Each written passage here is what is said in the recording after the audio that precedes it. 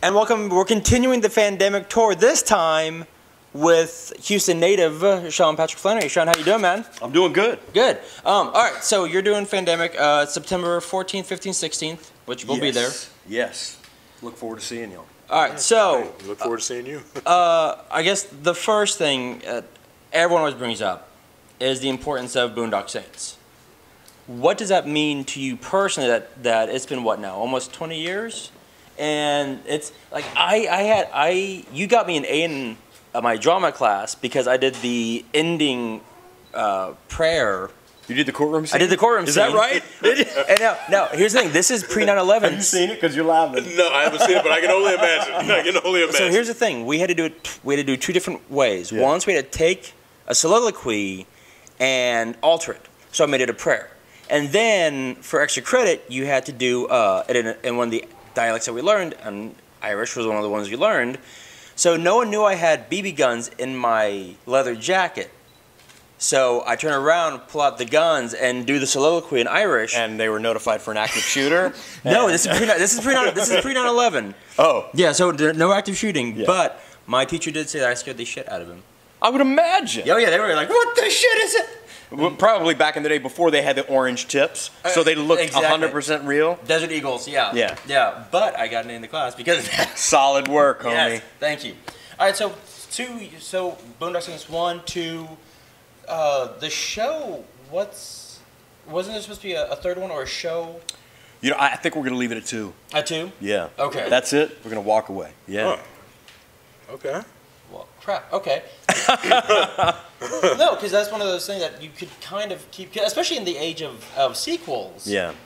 You could kind of see like almost like a Bourne type movie, but with the and brothers. then eventually passing the torch. Yeah, I mean, look, absolutely. I mean, the final scene of 2 is, we're looking down on the yard, and, you can't really leave him in prison, but I think we're gonna leave him in prison and walk away. Yeah. All right. Sound like the Blues Brothers, huh? We're on a mission. Yeah. God. So, but to you, like, when the fans, like, because you still have tons of fans that love the brothers. What does that mean to you that you've created this, or that you're part of that? I mean, obviously it's incredibly flattering. I mean, you hope, you move out to LA and you hope to get work. You hope to get a paycheck doing something that you'd really do for free. Yeah. And, me and Reeves were both lucky enough to actually get paid jobs. Then your second goal is, man, it'd be neat to get paid to do this to something that, a couple people watched, And then Boondock Saints took on a life of its own. Nobody anticipated it. Every time, people always ask, did you know that this was going to be? No, nobody knows. There's so many variables that go into making a cult hit. Yeah. And the body of work that people know that I've done is the tip of the iceberg. Because I've made a career out of doing films that nobody sees. And that's just the truth. I've been a kind of a blue-collar working actor my whole life, but I've never been a huge marquee name.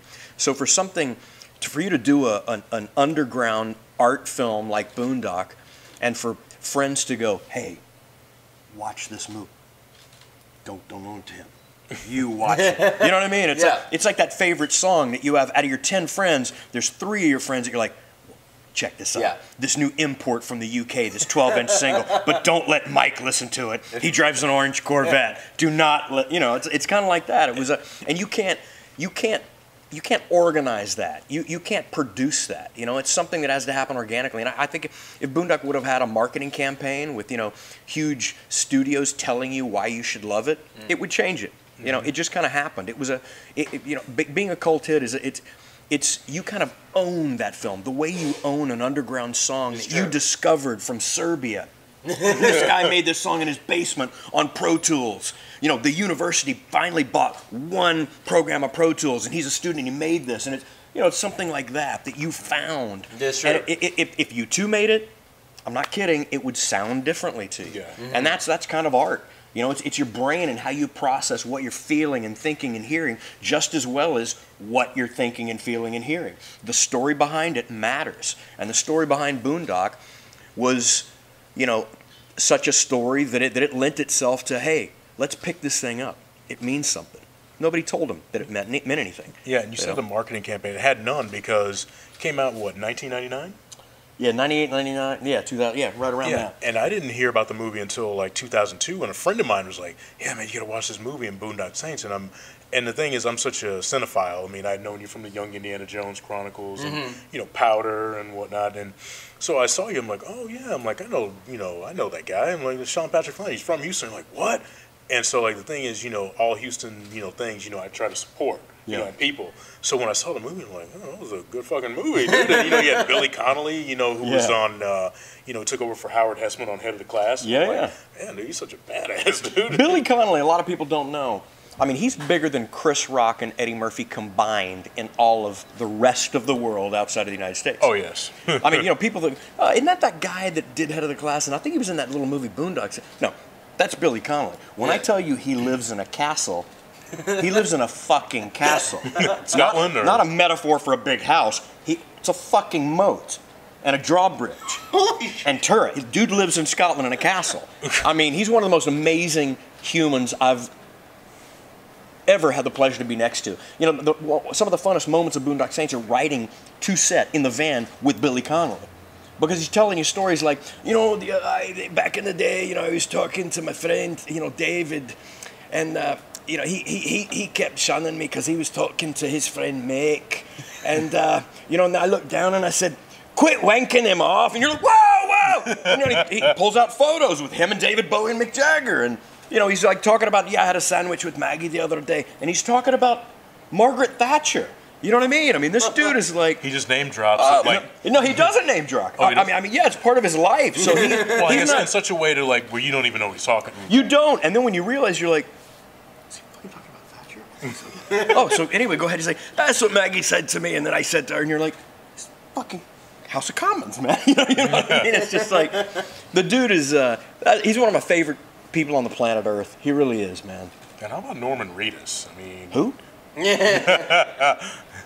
He's one of my best friends, his success is just really, it's really made me happy because he did Blade 2, and I was like, oh, wait a minute, that's the guy from Boondocks, and, then all of a sudden he's just, he's blown into this, big, I guess, you can call him a big star, yeah, I mean. He's a big star on television. Yeah.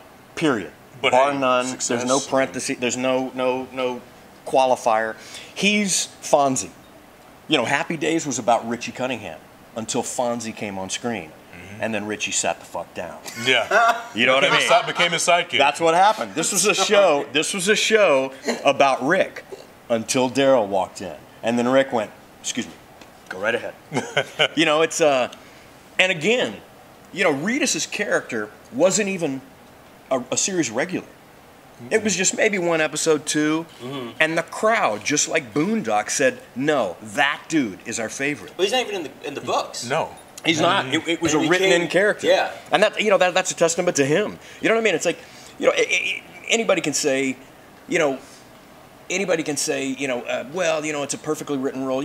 Perfectly written roles get, they get hit out of the park all the time, sideways. It's rare that somebody hits it over the center field fence. Right. Reedus cracked that fucker, sat Mark McGuire the fuck down over the center field fence, into the parking lot, and some 5-year-old caught it.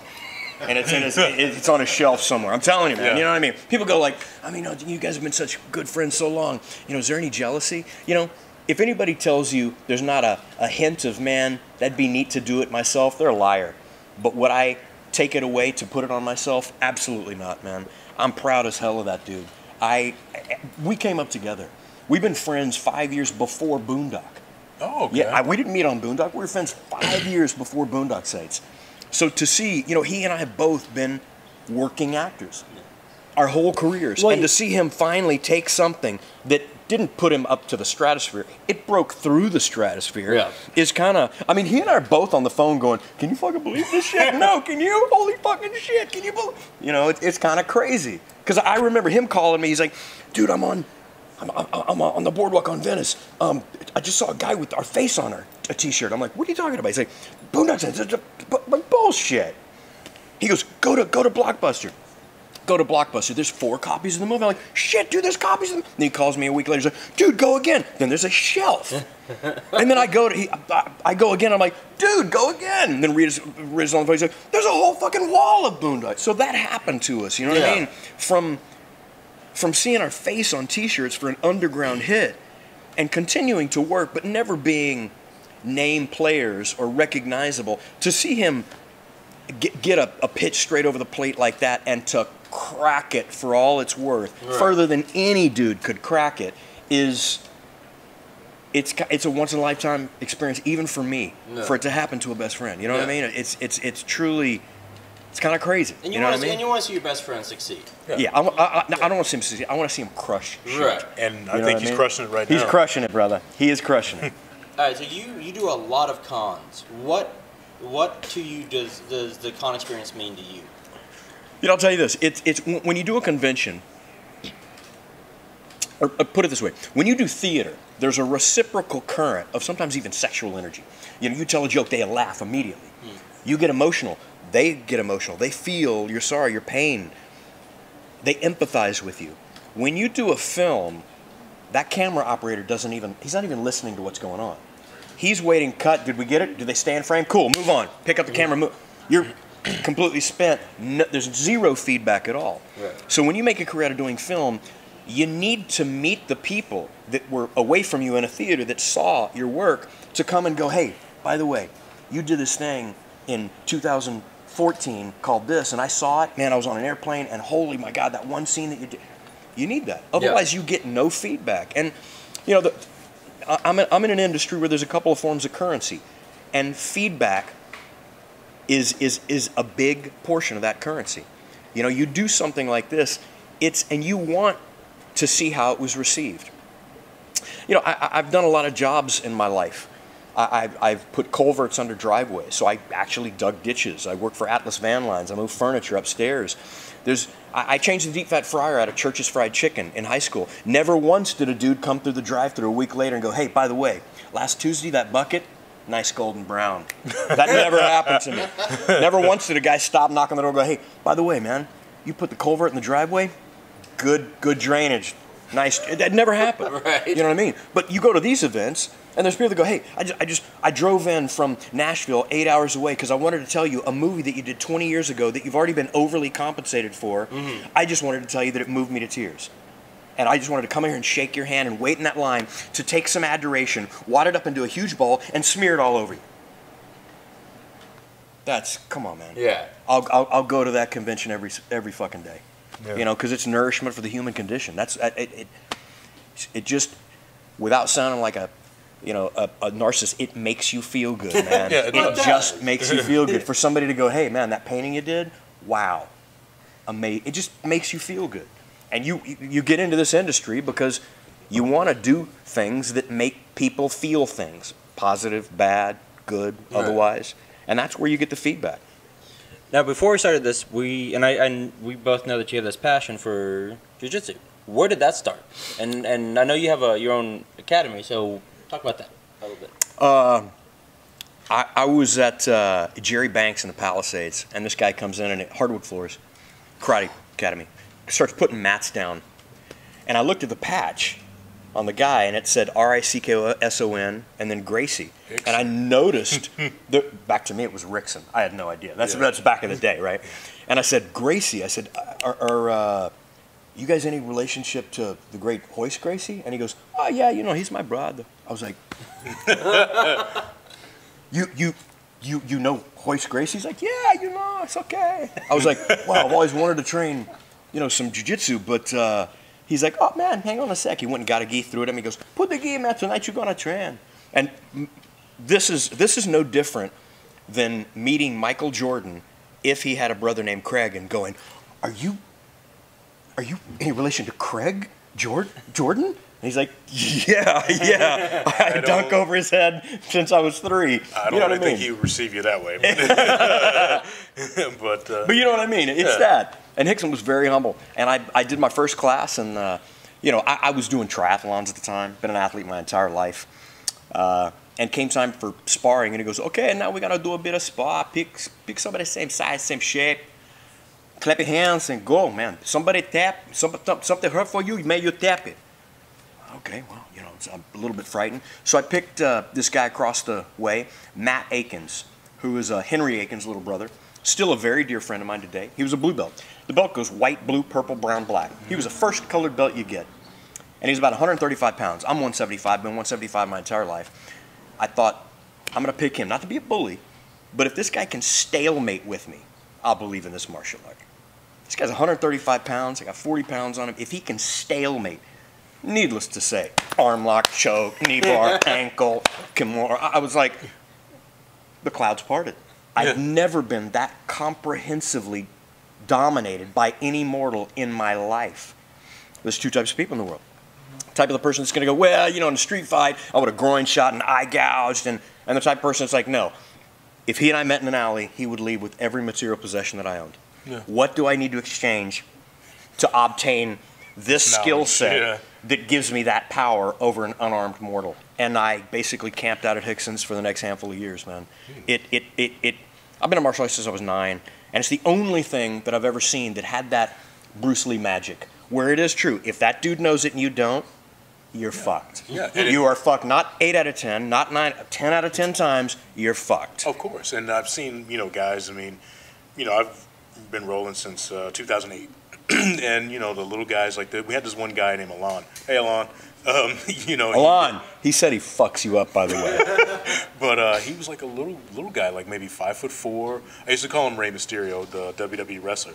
And I mean, he knew the game. Yeah. I mean, he was like, you know, we would, you know, just go at it. And I mean, stalemate. Sometimes I'd tap him. I mean, and it was just, you know, it's made for the smaller guy. Yeah. And a guy, you know, 135 pounds, you know, is badass. You know, he can take those big guys. You know. Well, yeah, it's the only thing that's based. You know, it really is. You know, speed, explosiveness, and athleticism. There's always, if you have more of that, it's always a good thing. Oh, yeah. But mechanical advantage trumps that 9 out of 9 times. And technique and mechanical advantage based on science. The use of levers, well-placed levers. The difference between a white belt and a black belt is you get a seesaw. The white belt, sometimes luckily they hit the end of the seesaw, but more often than not, they're near the fulcrum. The black belt, every time they grab something, into the seesaw, into the seesaw, into the seesaw, and that's through repetition. I don't care, you know, obviously size does matter, strength does matter, but if you have a lever, you can lift up a car. If you don't, there is no possible way that you're lifting that vehicle up. And once you get privy to this, to hitting those levers precisely, accurately, with not only accuracy, but immediacy, it's hard to defeat that. And I became overwhelmed with that martial art. Alrighty then. That's my story, man. No. Training under Hickson, that's probably the greatest Gracie you can get. No, he's the Michael Jordan of the martial arts in Brazilian Jiu-Jitsu. And I'll tell you, one of the wonderful things about coming up during that time is, you know, the Brazilians came over, at least to L.A., and they had no concept of liability. So, I mean, you know, I'm a paying student. I was probably filming the next day, and they'd mount you, and man, you know for tapping that. There's no submission, man. You got to get out. Make for escape. You're like, you know, trying to do a mount escape on somebody that's only going 40% because they want you to, and I'll tell you, breaking through that, you'd never have to do that nowadays. Because, you know, if you want out, they'll let you out. Yeah. Back then, I'm going to put you through that tunnel, and it's going to make you or it's going to break you. And I got to tell you, not to discount my bravado, but I left there pretty close to in tears a handful of times, man. Because, you know, Henry, one of my dear friends to this day, arguably one of the best instructors on the planet Earth, you know, he'd mount you and he would not let you out. I'm a white belt, he's a purple belt at the time. And I left there, you know, finally just, you all right? Yeah, no, I'm good, man. You know, he's mounted. I can't get out for 10 minutes until he wants to get, and I tap, hey, you're not getting out from that, man. Get out, man. Trap the arm, you know, going, I'm like, I can't get a lung full of air. The geese here, I'm just like, you feel like you're dying.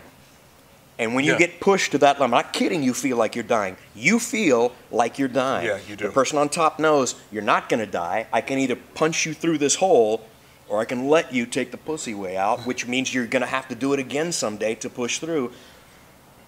And I got through that. Now, to this day, I don't care who you are, you can mount me. I may not get out, but you're not going to break me. Yeah. The only way I got that way is by being under big guys and finding that hole, finding that piece and being able to maintain. Then, when you're down the line, then you can start to execute escapes and use technical precision. But it's the only martial art that tests you to that level. Oh, yes. It's also the only martial art that exposes you. I don't care what belt you wear. You're going to be exposed on the mat. Yeah. You can do no-gi and wear a white T-shirt. They're going to find out very quickly where on the hierarchy you lie. Yeah. It's also a martial art where I can look at a silhouette of you and tell pretty accurately your lineage. Mm-hmm. Everybody's style has a signature. Yep. And that, the truth of that element of the martial art is what puts it above all else to me. Yeah, I mean, I've been, under a 400-pound guy, and it's just like being buried alive. It's unpleasant. Yeah, it is. You just said it and it flashed terror. Yeah, and when you said it, I was like, oh, I remember this guy. He was like 6'8", 352 pounds. Ugh. And Brock Lesnar. Yeah, I mean, well, Kingpin, but Spider-Man. But yeah, I mean, when he got on top of me, I was like, oh, and I had the urge to tap, and I was like, nope, can't tap. Got out, and got his back, and rear naked choked him. Yeah, but you wanted to. Yeah. It was a moment there where you're like, is this going to break me, or do I find a happy place and go back to technique and search for it and end up and risk getting out or going back to that panic? No, it's a horrible place to be. Yeah, and as far back as like 2014, there was this one guy. Oh boy, he was like 450 pounds. And I mean, he was like, he never moved. He just waited for you to come to him. Yeah. And then like he would like grab you, and then like he got on top of me. I'm like, oh God. And like I'm trying to move, and I'm not moving an inch. Yeah. I mean, yeah. And I kind of had to tap at that point, but I was like, and I just kept going with him, and they put me with him because I was a new guy there. Yeah. So they knew where I came from and everything, and I was just like, okay, I see what they're doing, and I'm just like, oh man, I'm like being under him. I mean, and he's like putting his, putting my face in his chest and everything, and it was kind of like that scene in Along Came Polly where the basketball guy is, rubs up against him and he's got never saw sweat. that. Yeah, it was a scene in there where like Ben Stiller like playing basketball, shirt skins. Yeah. And a guy's like really hairy and sweaty. And Oh, yeah, rubs yeah, up yeah, against yeah, him. I'm like, yeah. I mean, yeah. Well, that is actually all the time we've got now. Sean, thank you so much for the interview. Anytime, brother. And we'll see you September 14th, 15th, 16th at NRG for Fandemic. I look forward to it. Hey, thank you for your time, sir. Anytime, man.